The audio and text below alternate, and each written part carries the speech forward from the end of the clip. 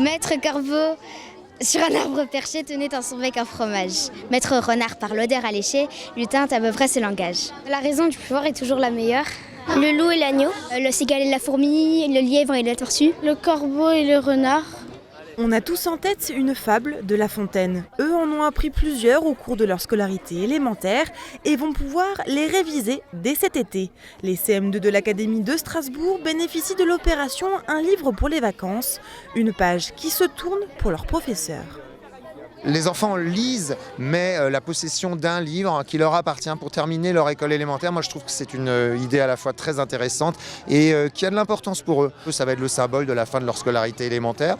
Et La Fontaine, c'est l'auteur universel par excellence. Je pense qu'ils vont garder ce livre précieusement et ils auront plaisir à le reprendre, à se souvenir des bons moments qu'ils auront passés pendant leur scolarité élémentaire.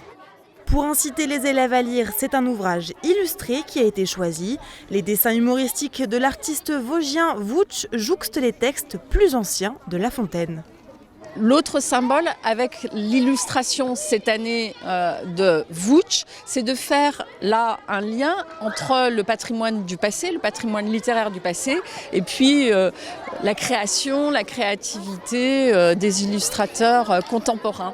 Donc c'est aussi pour montrer aux élèves qu'un ouvrage comme celui-ci, c'est certes un auteur du passé, mais c'est un auteur qui a toute son actualité et dont s'emparent des illustrateurs contemporains.